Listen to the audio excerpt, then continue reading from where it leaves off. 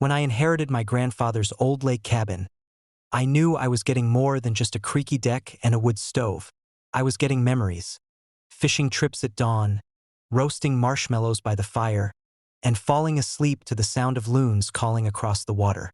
What I didn't know was that I was also inheriting a headache named the Silver Pines Lakeside HOA. I'd barely finished unpacking my boxes when I found a letter tacked to the front door. Dear cabin owner, your residence is not in compliance with updated HOA residency standards. You are to vacate the premises within 30 days or face legal action. Vacate? It was my cabin.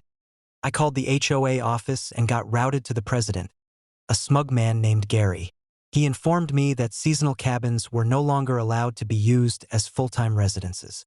He claimed my grandfather's cabin was built under an old exemption that no longer applied, and that the HOA had voted to phase out such properties. I told Gary that my grandfather had owned that land since before the HOA even existed. The cabin had been there for 60 years. But Gary wouldn't budge. If you don't like it, take it up with the board, he said, and hung up on me. So I did. I pulled every document I could find. My grandfather's original deed, the plat maps, the tax records. And that's when I found it. The original property line included all of Lot 17, which covered not only my cabin but also the shoreline and a large chunk of the communal boat dock the HOA had built years ago. Apparently, decades back, my grandfather let the neighbors use the dock area. He never charged them, never wrote anything down. When the HOA formed, they just assumed they could slap a community dock sign on it and call it theirs.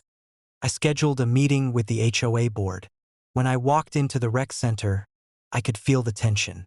Gary tried to silence me right away. You're not on the agenda. I dropped a folder full of papers on the table.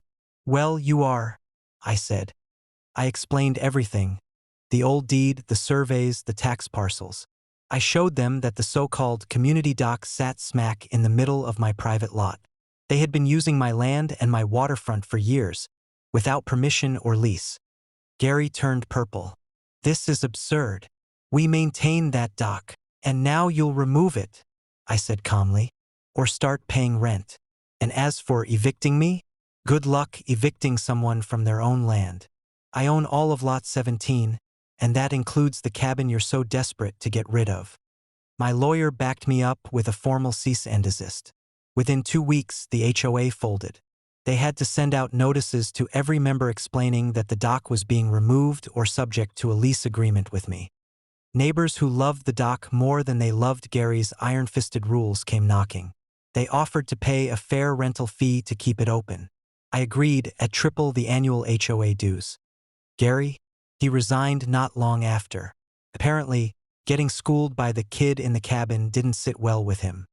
Now, every morning, I drink my coffee on my porch, staring out at my dock, my lake, my lot.